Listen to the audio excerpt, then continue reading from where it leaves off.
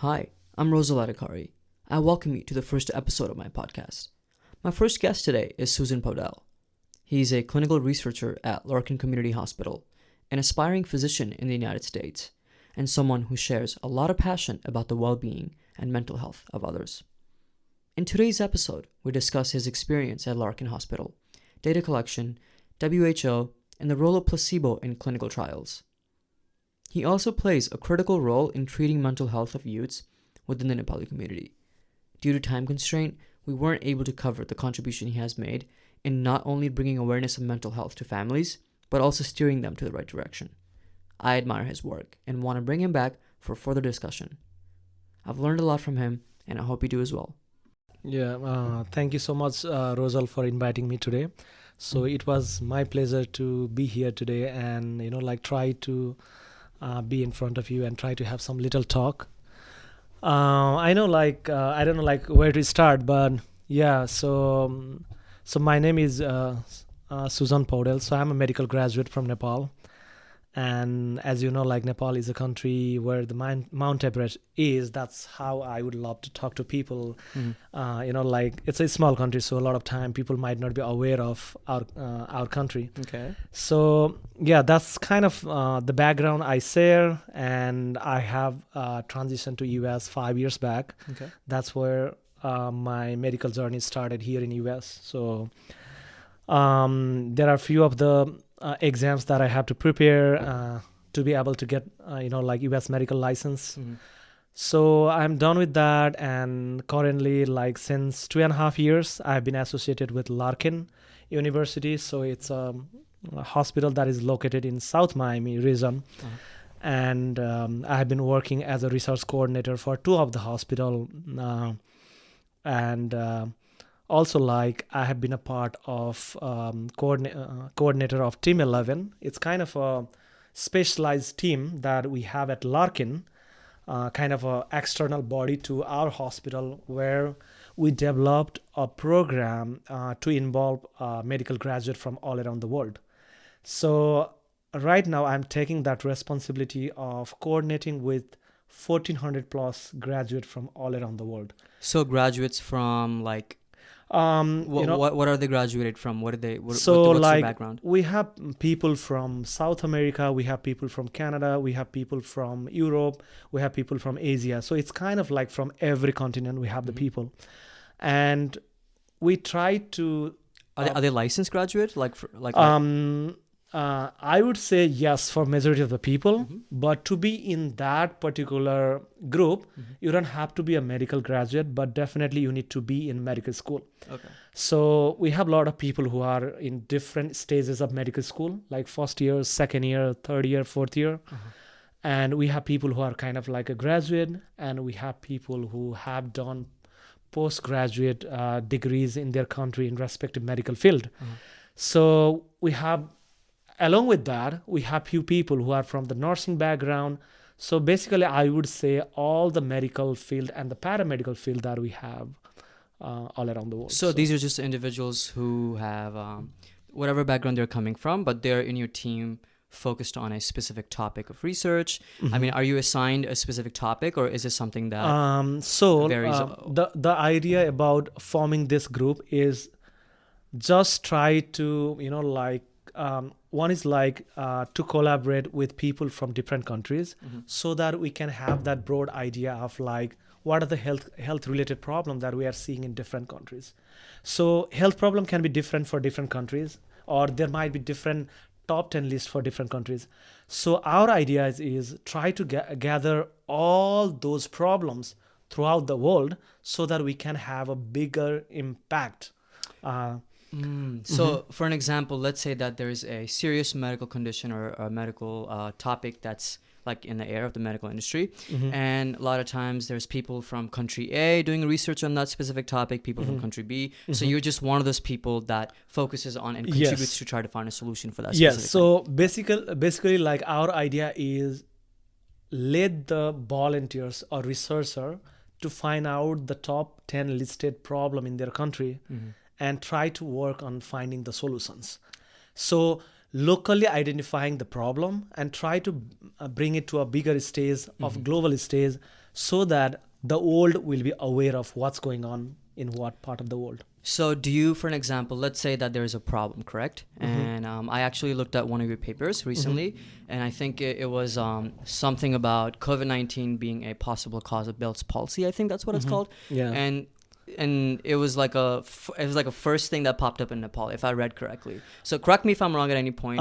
So actually, like, it's very hard. It's very rare side effect to see from COVID. So it's kind of a very rare complication that we see. So being said that, how do we identify that is like all the COVID-19 vaccine has gone through a clinical trials. Yeah. So they have different phase of clinical trials. So once the, like the trials goes into the setup where we can literally send it for the marketing. So what does it mean is like the vaccine need to be efficacious. It need to work on the human, and it shouldn't have unmanageable side effects, or it should not have major side effects. Yeah. Right? Yeah. So after passing those stages, then it will get FDA approved. Right. So that's kind of what was the COVID vaccine like? I don't know much about exactly like I've only understood everything at a surface level as to the stages of how COVID vaccine moved forward. So was COVID vaccine did they receive an FDA approval prior? It was like so the thing how it works is when some pandemic happens, we will try to find the solution as early as possible because the world will be suffering a lot. Yeah. So normally for most of the vaccine, just passing all those stages, all those phases takes a lot of time, right? So for example, like for phase 1, if it is taking like 4 or 5 years, then we'll try to cut it down to maybe few months, right? So overall time period of normally, vaccine without a pandemic. Yes, without a pandemic, it might take like depending upon what type of vaccine we are making. So especially it might take somewhere like 5, 10, 15 years, right? Oh, really? To go through all those phases? Yes. So we try to make all the process minimize and try to see all those, like results that we see, or we try to see results at every corner around the world and try to find out the facts as early as possible.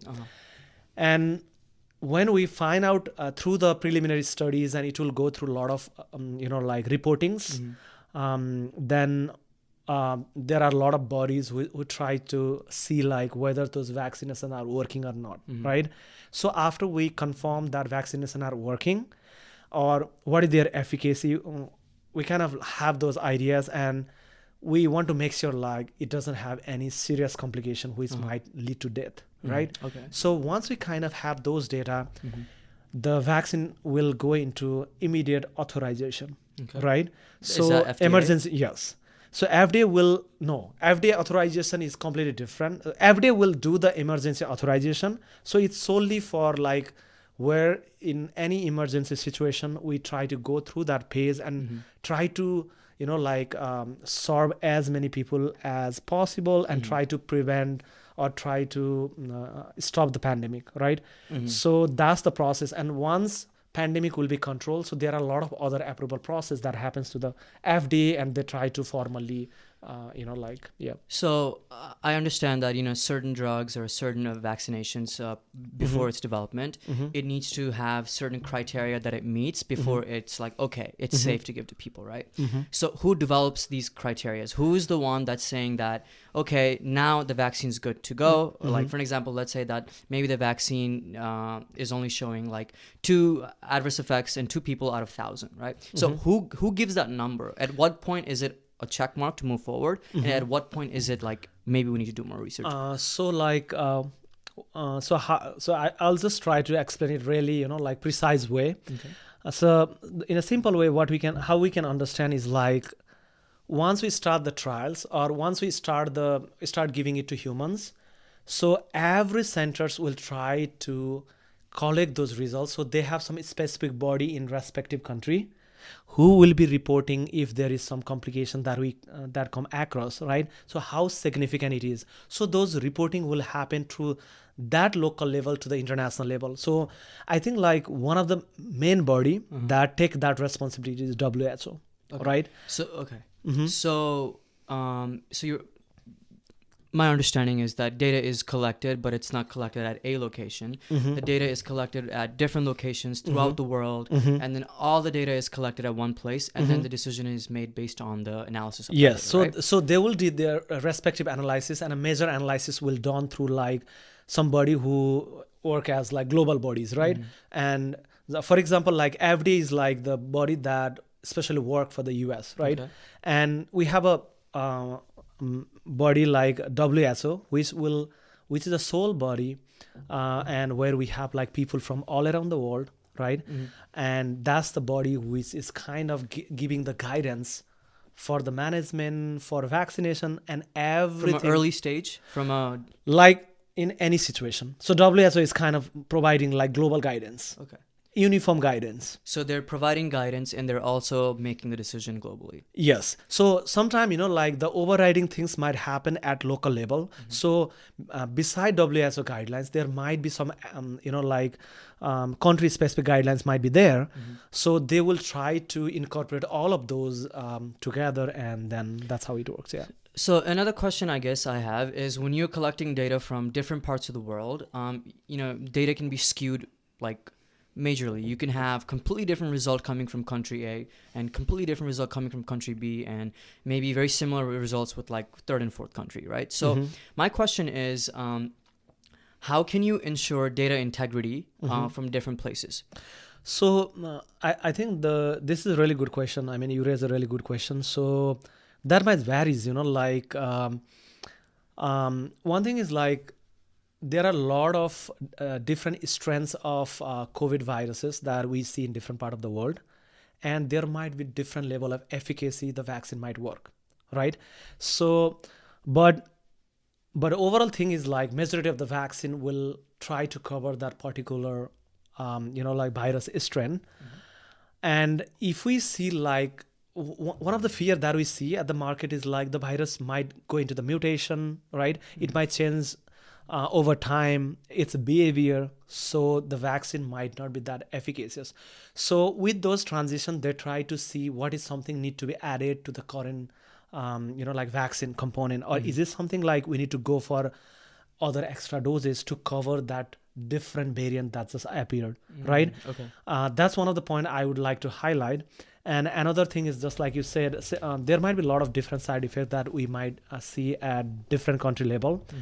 So of course, like there are a different set of teams that will analyze those data. We have a lot of biostatisticians who will, who are the experts in the field. And by taking into consideration of, standard, what is the deviation or what is the exact values they try to, portray or try to make it more uniform. So there are a lot of parameters they follow, and they try to come up with conclusion that can apply, like any part of the world. Yeah, and I think that, COVID, the virus coming so suddenly and impacting the world in such a short time, I think it kind of panicked the entire world and the entire medical industry, and the approach, may have been a certain way, but everything seems to be a lot under control now compared to what it was a few years ago. Yeah. So I guess my other question is, are the companies that are creating or are researching into vaccines across different countries, are these private entities that are doing this, or is this the government? Are the governments for the countries involved here? So the research might be of any entities. So there might be a lot of government-funded organization which do this, as a federal company, and there are a lot of private companies that do this as well.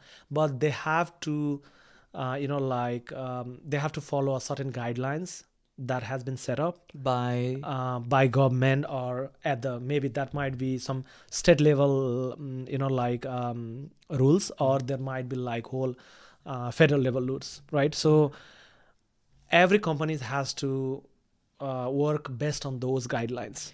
Is WHO involved with every country's like for an example, I guess if I were to look at a company that's doing research into the COVID vaccine, and if I know for a fact that there's someone from WHO that's involved during the entire process, and they're like making sure that everything's done the right way, then it gives people a sense of relief that, hey, you know what, there's a central figure that is making sure that everything's fine. There is no ill intention. Not that I'm saying there are ill intentions, but a lot of times I think when especially in the pharmaceutical industry, you know, there can be certain, like, you know, instances where they might be like, okay, you know what, we needed this specific data to get this like vaccine passed, but we're very close to that data and we don't have it. So can they, you know, do you run the risk of skewing that data a little bit to maybe push it forward? Like, how do you prevent that? And like, you know, is that something that you see a lot or hear a lot? So the best way to go about this question is like, when some research happens, the research has their own ethical guidelines.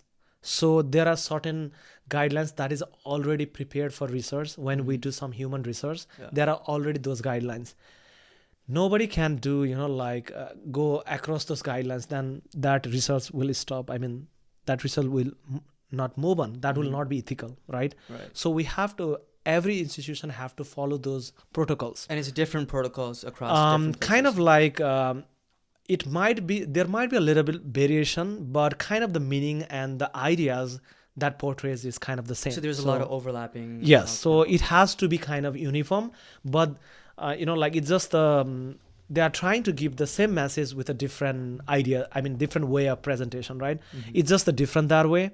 And another thing is like, since it is being entitled to follow those rules, and there are a lot of specific procedure. For example, like when something research happen, those research which is kind of blinded, both from the, you know, like all the investigation that is involved in the research. So usually a lot of the studies are blinded studies where people will not know, like, for example, like we are running some trials on some specific group of patients having some problem. So we are trying to test, like, if one medicine is superior over the other medicine in particular disease, then there are different ways of performing that research. So what do you mean by blinded studies? I think I'm the meaning it meaning by you know, like the patient will not know, like, whether the medicine they are taking is a real medicine or is it a placebo, right? So that's one thing. And another thing is, like, from the investigator point of view, they should not know, like, where these data are coming from, what is the patient name, right? to try to make it so it's kind of like it's blinded on both the parties. Or if we have other parties involved, everything will be blinded. I'm not saying like every research will go this way, but whatever the research that will have more values, that will have more you know, like true result, usually those are kind of those interventional studies, which is kind of double blinded, we would say, like double blinded studies, that will have a more chances of you know, like avoiding the biasness, right? Because sometimes what if, like, some results are coming in, and if it is not along the favor of that organization, they might manipulate the result. But that will not happen because there are a lot of check and balances happening. There are a lot of criteria that the company is trying to meet, so that you know, so that it will be check and balance overall. Yeah, that makes perfect sense. And I think one thing that you brought up right now is the placebo effect. So I kind of want to dig into that a little bit more. Like, what do you make out of placebo effects? Like, for an example, a lot of times it can be something as simple as a sugar pill, right? Yeah. And the patient is, you know, they're not disclosed what exactly they're taking, but they're there with the, you know, notion that I'm here, I'm part of a medical trial, and you know, I'm being tested. So they're fully convinced that this is a drug that's, you know, that's approaching them. Now, how does placebo work? And how I've read that placebo can be sometimes anywhere from 30 to 70% effective, right? So how can placebo be so effective, and what do you make out of that, right? It's like the fact that your mind is literally convincing you at that moment that this is the drug and it's going to be effective. How does that work?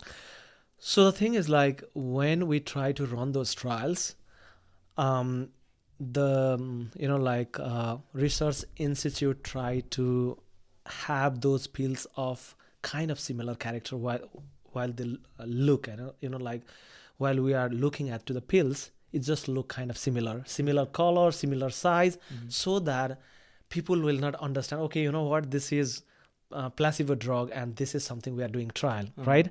And there might be a lot of biasness that come when in terms of the placebo effect, because just like you mentioned, like one of the simple ways, like it can be something like glucose, right?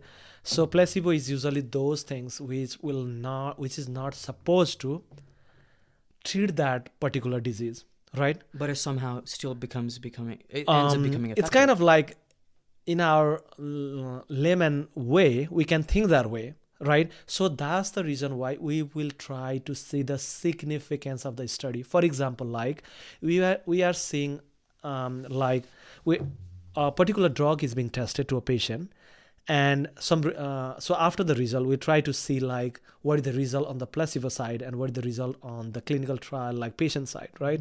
So when we try to see the comparability of the result, there are a lot of parameters where we can exactly indicate that the study is coming significant, right? What do you mean by result? So there are a lot of like biostatistic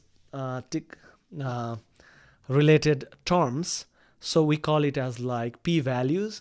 So p-values, if p-values is less than 0.05, that is usually called as significant. So it will be derived from, reminds me of a statistics class that I took. Yeah. Go on. So it is something that we look up to, but so it's kind of like just having significant result in a particular study. There are other parameters we have to judge side by side. We have to make sure the trial has been run in different institute. We have to see like how many people are involved in that trial.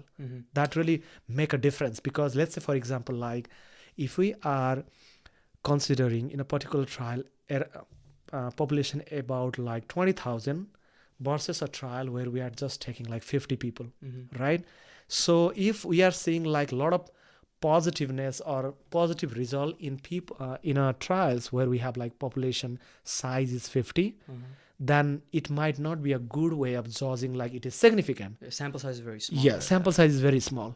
So a lot of the time, these big trials, usually vaccination trials or other trials, that is being run in a majority of the country, and they usually have like big sample size. So I guess what I'm not still understanding is, there's the real drug itself and there's a placebo, right? And side by side.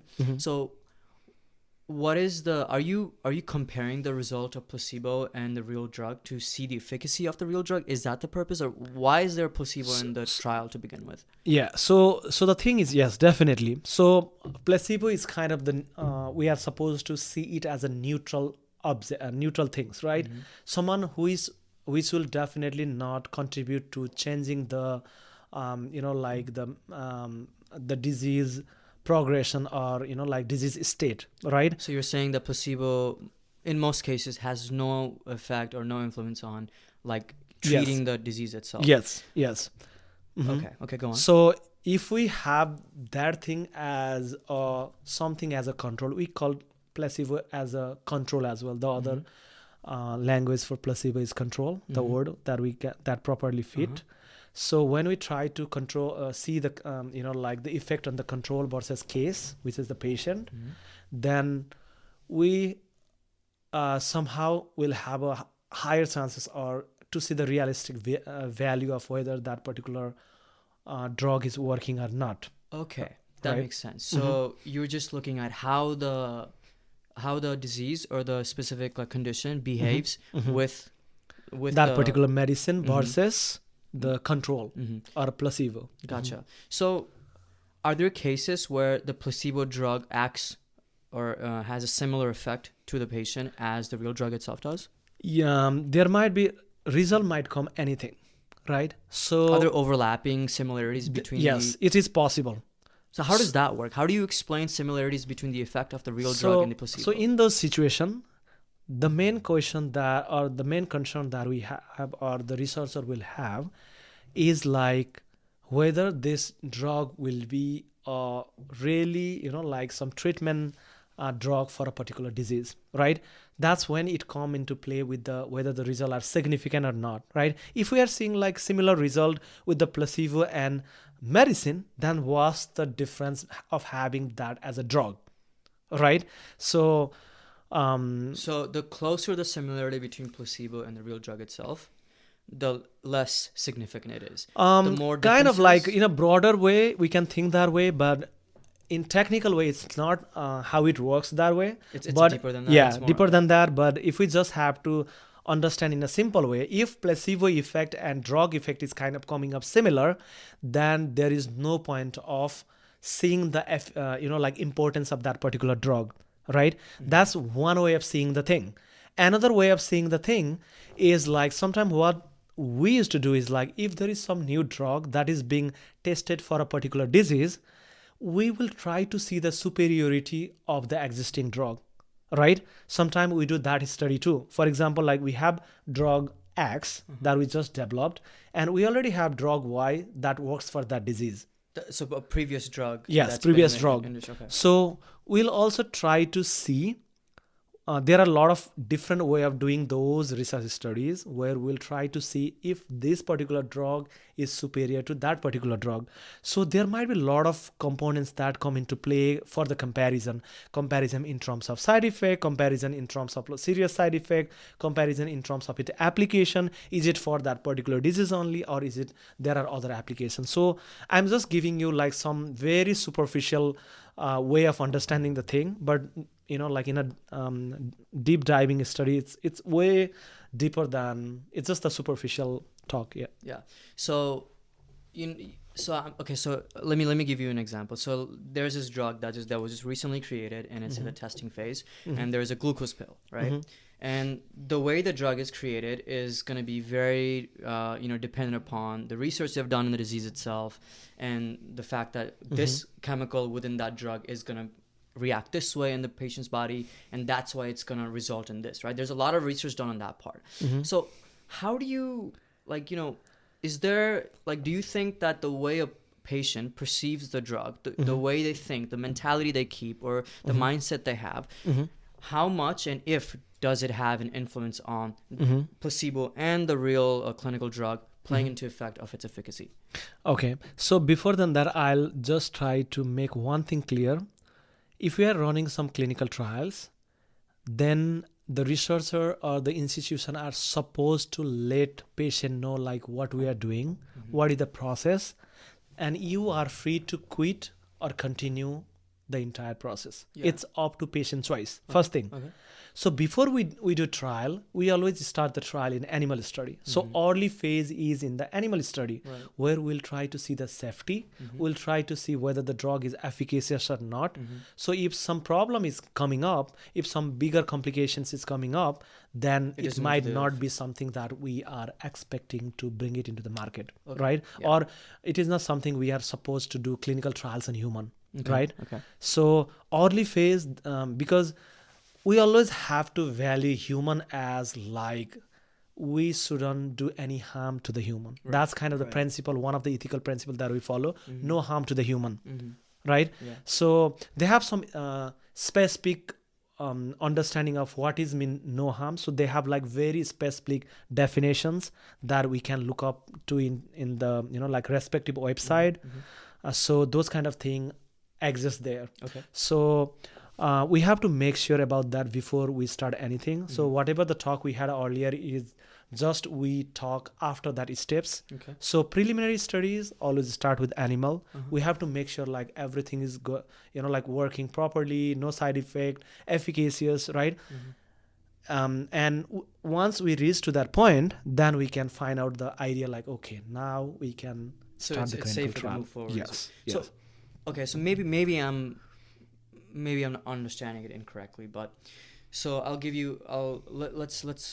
let's create an example. So a person has let's say that I'm sick, I have this disease, I have these symptoms, and I go to the study. I go to the clinical trial, and now I'm not aware of if I'm going to receive the placebo or if the real drug itself, because it'll impact the experiment itself.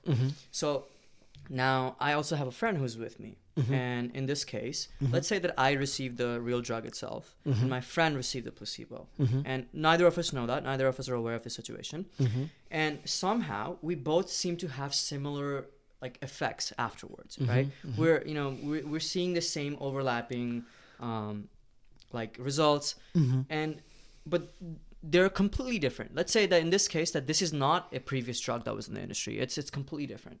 I mean, I don't know how you create a criteria of how different the placebo is, but when you see overlapping things of something that's completely different, how do you like, what do you make out of that? What do you like, This is a good question. So one of the thing that I would like to highlight in this is like, okay, so yeah, I think it's good to start this way.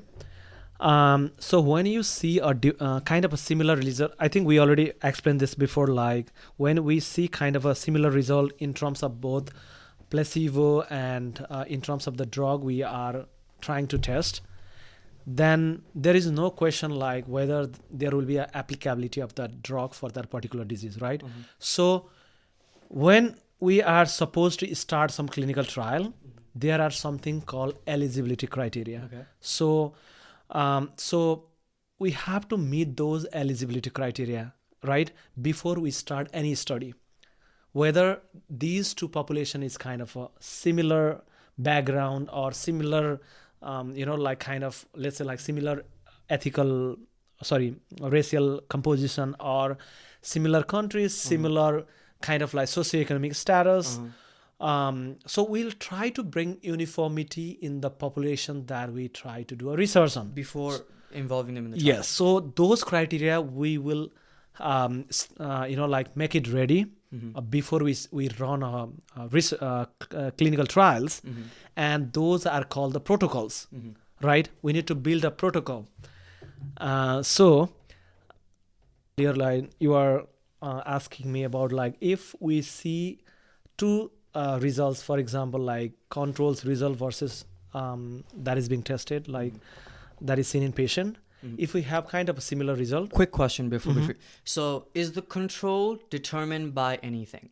What is the status for the control? So, just like I said, to be qualifying as a case or a patient criteria, there has to be a specific criteria for controls too, right? Oh, so really? if we take the controls of kind of the population who has the same disease, then it is not something we are kind of seeing the like it's very hard to judge on the efficacy of a particular drug, right?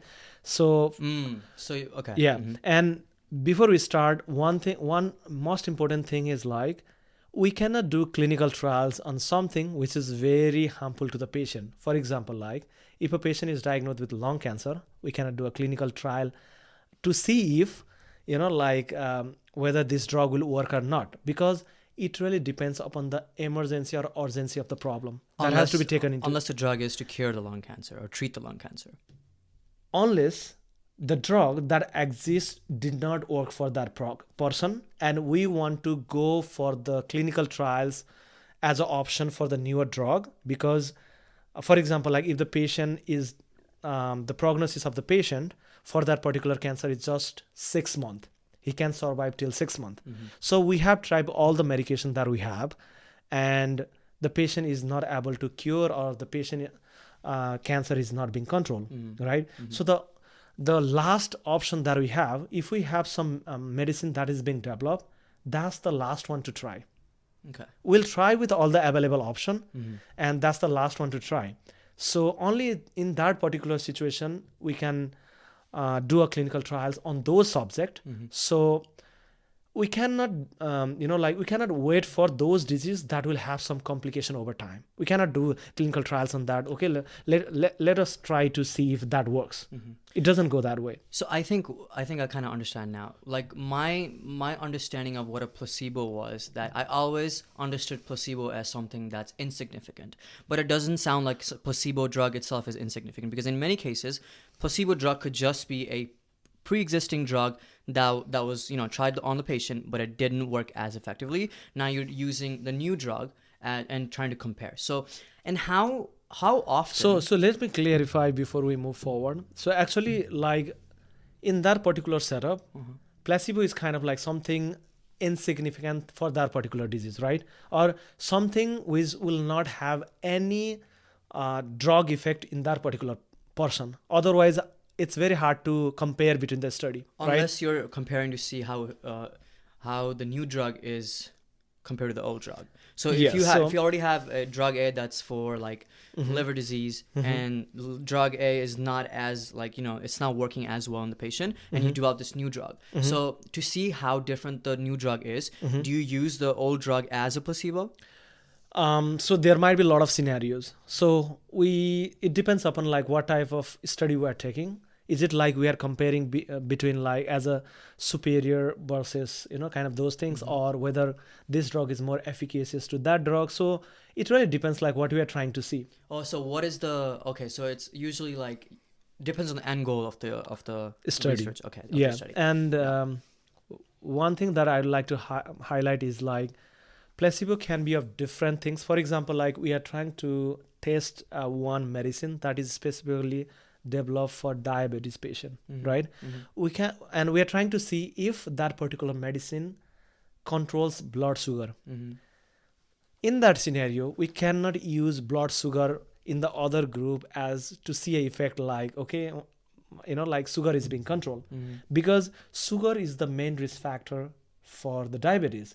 So in that scenario, you cannot use sugar as a placebo in that particular study. So it varies. So, but to be okay. in total is something like some substance or solution or chemicals which will not have that significant effect on the patient body, and that thing will not exacerbate the disease condition that the patient has.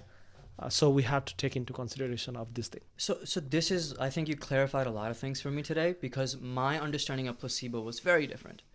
I thought that how placebo worked as that, you know, a patient walks in, and then the way he thinks about this entire situation, the way he, you know, like the mental like aspect of it is what I thought the placebo's efficacy depended upon. But it sounds like that's not really true. Like it's So just one thing that we can draw from what you just said is like sometimes people might have a, you know, like some perception like, you know, just taking medication might make them feel better, right? Mentally.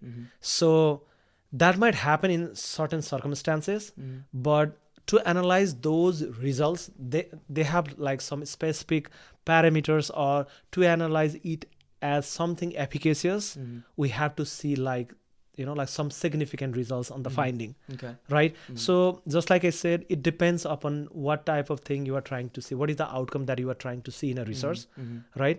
So there are a lot of parameters to talk, you know, like just to have like general inference on something. Yeah. So we've been talking about this for quite a while. And another thing that I want to bring up is, so let's say that I'm going into the experiment, this clinical research, and I'm scared. I'm so scared as to what the result might be. I'm very scared of this new medicine. I'm scared that this medicine that's not been in the market might have severe adverse effects on me. And, you know, I'm going in there with that mindset. Now there's another person. He finally thinks that could be something that, you know, eventually helps him. This could potentially be something that saves his life. This is something that, you know, maybe gives him another 10 years ahead of him. So does that mindset, does the way he perceived the research to be, does it have any effect or direct or indirect effect into how the medicine is effective or not? So before dive into that answer, I want to make one thing clear. Like patients' participation in clinical research is always voluntarily. Okay. Right? So he will be knowing everything or every procedure that clinical will be doing in clinical trials. So I completely understand that it's voluntary, but there could be instances where one has no choice but to be involved in the clinical trial, right? Meaning that if he doesn't have any hope, and this clinical trial is the only hope he may have, right? I mean, do you think there's cases of... So in that scenario, let's say like one person only hope is a clinical trial. And if person is not willing to go clinical trials after trying few days, then he can quit. clinical trials can stop anytime. Okay. If we are running clinical trials, sometime, there might be short-term complication which might show up right away, or there might be long-term complication which might take like few years to come up. So when some clinical trials happens, it's not something like we are targeting for to see the short-term effect. That's why clinical trial usually run for a longer periods to see if there is any long-term complication or symptoms or like side effects that the patient might develop, right? Yeah. So during that course, if somebody want to quit, they can quit at any time. During that course, if that particular drug is creating some hazardous or some like medical problem or some side effects, for example, like we're trying to test one drugs for heart disease, and we found out like that like drug is causing blood clot, right? So that's a major issue, right? That can cause death of a problem, or that can cause some functional problem with some part of the body. So if that happens, the clinical trial will stop right away, and investigation will begin. So we'll try to find out why that happened. Is it something like this particular like person have those predisposition or some genetic predisposition of having that clot, or is it something like because of this particular drug, right? Yeah. So if that happens to be coming up really significantly, right, then the thing will completely shut down. So yeah, So- it will not proceed. So another question I have is, so a lot of times when you have a disease or something that you may not have a lot of hope for, right? One of the things we tell the patient or the person is be strong, keep pushing, don't quit, right? Don't give up. Like that's one of the things that that's the mindset that we encourage onto patients, and a lot of times the mindset that they carry is going to depend upon their like psychological state and their behavioral state. So do you think that how much of an influence, if there is any influence, does a person's state of mind have on how how the status of their disease is going to be in the next however like longer period? So a person who's here who has no hope that he's going to be cured, and a person who is fighting and he's keeping a strong mindset, he's keeping a very like nothing's going to happen to me, I'm going to get out of this, like.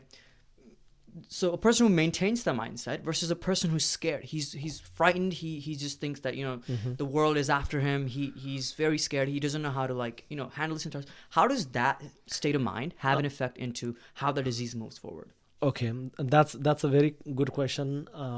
Like I really like how you bring up that scenario.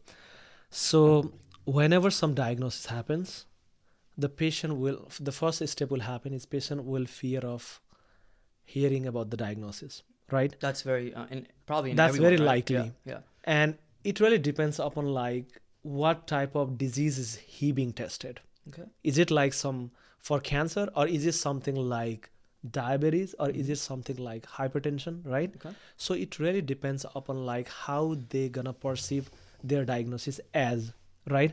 And within a particular subset of group of people who are being tested for a similar disease, they might have different perception about the disease. So the first step to begin with from the clinical ground is try to see what is the understanding of the patient about the disease.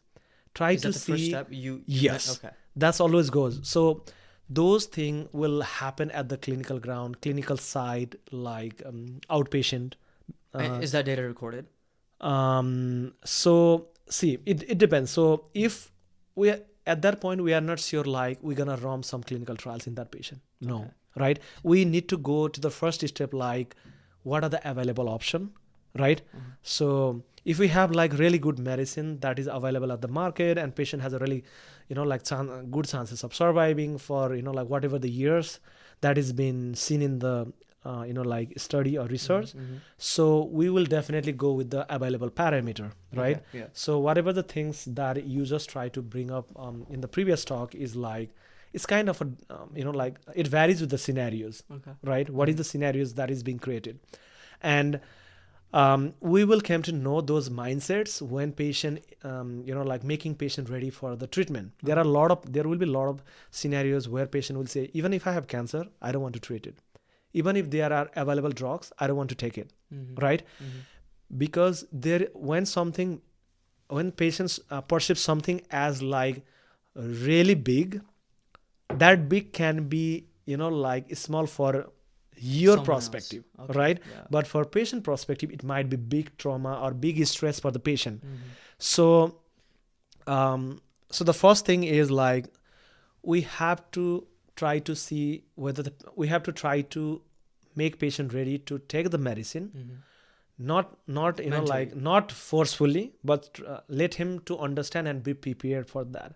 And when some diagnosis happens, there is always a phase of denial, right? When something worse happens, people always say, how do I develop cancer? No, I don't think I'll develop cancer.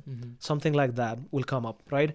So that denial phase might prevent someone to be psychologically prepared to take that medicine. Okay. Right? Yeah. And somebody might be aware of those scenarios, or they might have someone who have those kind of similar disease and being treated, or he might have seen those, like environment, or he is being exposed, right? Then he might have developed that mindset already, or he might be aware of those scenarios through, like social media platforms, or a lot of the talks he had with his friends or colleague. Right, so it depends. Is it recorded? Like, for an example, like, there's stages of like from the moment that a person is been told this is So what it is. see, actually, like let's say like doctor recommended a patient for the treatment because he thinks that it will have positive effect on the patient's symptoms, right? Then if patient is not willing to take the medicine, we have to record that fact in our system. Have to record it. Okay. Yeah, but regardless of if they take it or not in the future. Yeah, we have to let the people know, because that's a part of ethics, right?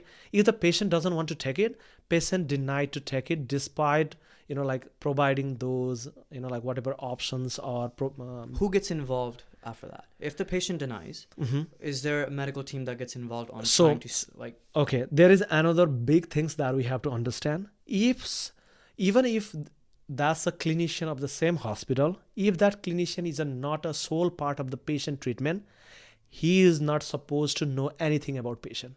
That this type of things people will not know outside. For example, like, is this a blinded study thing you're talking about? No, not the blinded study thing. For example, like I'm treating somebody, right? That's my patient.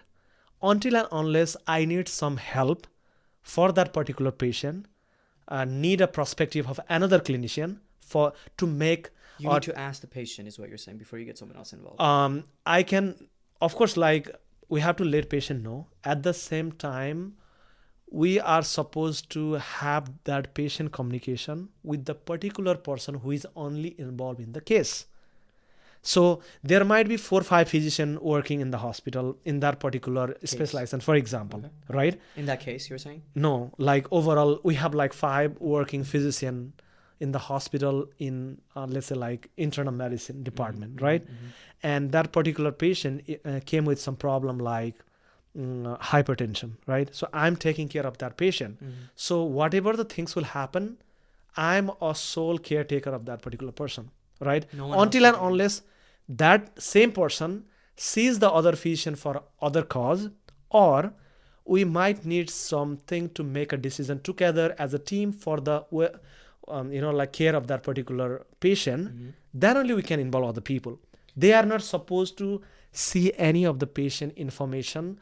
They are not supposed to know about those patients. Until you have a reason to involve them, or until you have an approval from the patient?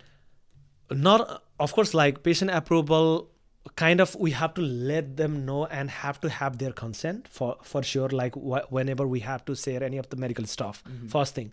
Second thing is, for example, like we saw the case, we are not supposed to talk about the patient treatment with other doctor outside that treatment care setting. Whatever team is already involved is the only one that's gonna. Yes. Okay. So that's how like we are always making sure like patient confidentiality is being maintained. Yeah. So he is like he is free without any risks of being, like involved with other people. So because of those setting, that is something we have to make patient, like understand, and that's how we develop rapport building kind of thing. So that's kind of the initial step we do, where we try to set up an environment without being judgmental and try to see the patient perspective of what he is knowing about that particular disease, like whether he's ready to take the medication or not. And there are a lot of different ways we can see those things, because sometimes patient might be interested. Yes, I want to start, right? I'm tired of having this problem. So I'm ready. So if the patient already given the consent and we have the documents, then of course, like, the treatment will start. He already agrees to take the treatment. Right.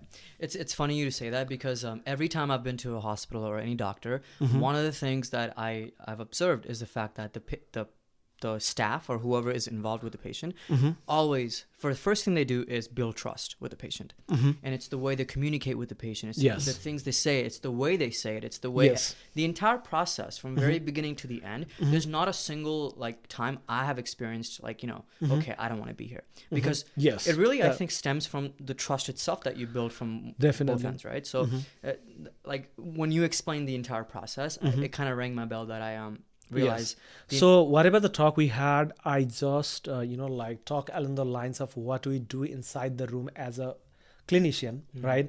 But the things, the ethical principle, there are a lot of ethical principle hospital has to follow, and that applies to every member who are a part of that health system or like care system, right? So but they might have their different responsibilities, and they might have different things that they have to understand for their particular job, right? So it's a series of connection. It's a series of things that we have to maintain, like to take care of a particular patient. Yeah, definitely. And I kind of briefly just brought up the entire like mental aspect of it and the psychological aspect of it. And I know that, that's the field that you enjoy a lot. It's something that you're very passionate about. Yes. So I kind of want to start diving into that area now. And like, I understand that you're currently, you have a lot of interviews going on, and you're slowly working towards, gaining a license in the United States as well, and you're interested in the field of psychiatry.